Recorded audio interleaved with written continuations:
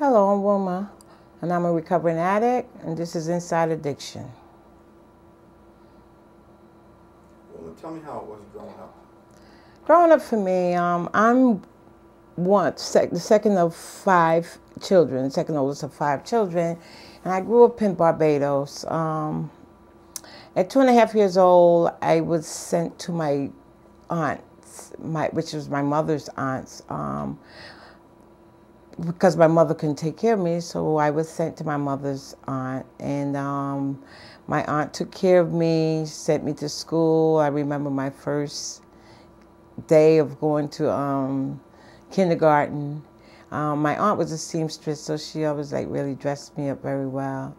At that point, I really didn't know any of my siblings. I knew of them, but I really didn't know them. My mother, after that, didn't really come around too much, so I was kind of integrated into that family. My aunt never had her own kids, but she had adopted two other young men from the neighborhood. Back then, you can just bring kids into the home, and it was okay. You didn't have to go through any kind of legalities to do that. So I was like the only girl in the household, and my aunt really took care of me and her husband. They really took care of me. And that went on for many years, and they sent me to school, to good schools. I went to private schools. Um,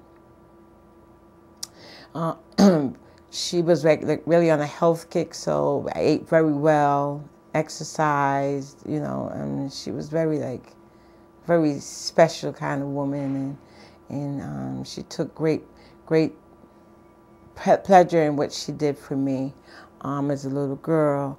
I remember when I acted out, she would always say, "I'm going to call your mother for you. I'm going to call your mother." And I kind of enjoyed where I was at. I mean, I got everything that I wanted and I needed. So I kind of enjoyed that. So that was always like some kind of a sign for me to behave.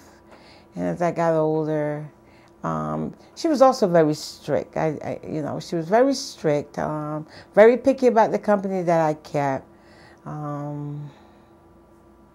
So I didn't get to play a lot with the kids in the neighborhood. She thought that maybe they weren't good enough for me, I guess. So she kind of mostly wanted me to play with the kids that friends of hers that had kids, or family members. I would play with them more so. But I remember having to be in the house real early and having to be at the window watching the kids outside play. And that went on for a long time. And then I decided one day that I want to go outside and I wanted to play jump rope, hopscotch, and things. And they were having so much fun. And back then it was no one cursing. You couldn't curse because back then the village raised the kids. So, if you got a beating out there, you get beaten when you come home because you weren't supposed to be disrespectful. And so, that one day I remember going outside to play, and I stayed out a little longer than my curfew because I had a curfew, and I got a beating for that. But I had so much fun, I did it again, and that's where I think my defiance took off. And I would see, in the whole time span of that, she would take me to see my siblings, and at that point my grandmother had my other siblings, because my mother really, like I said, wasn't able to take care of the five children that she had. And I would go over and I would see them and spend some time with them, but I never stayed overnights or anything like that. I would always go back home. But again, hanging out became part of me wanting to go outside and play, and actually being defiant in playing outside was just, I got addicted to playing outside earlier on. And after a while I didn't care about the repercussion that came with it. And that went on for a while. And I remember my uncle, he was like the only one in the household that drank. And he would go out every evening and go out and have a drink with the boys. I remember him doing that and would come home.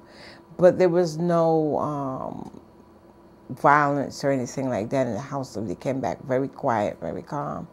And so that didn't really affect anything that I can remember. But I also remember my aunt making, there was a homemade remedy of, we call it rice wine. He would take all these, a concoction and mix it together and let it sit. And then when the holidays rolled around, you would have wine. The company came around. And I would always get a little sip, like on Easter, Christmas, you know, certain occasions. And I remember that. And I remember feeling really woozy from that. I remember that very well. And that went on. But by the time I reached about 15, like my rebellion really, really progressed to a point where I was not going to school anymore. I wanted to hang out more than I wanted to go to school. And I just like stopped going to school.